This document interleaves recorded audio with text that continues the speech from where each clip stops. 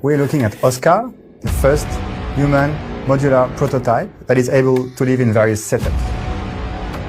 Now, what's going to happen is that I'm going to connect the brain to the heart module to activate the blood circulation.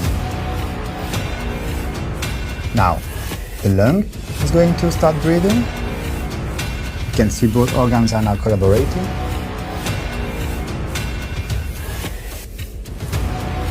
I can add a kidney module. And if I add a limb module, I start actuating the organism to move. Now it's looking for the optimal temperature, which is 37 degrees. If I add another limb, Oscar will recognize it and beneficiate from new possibilities.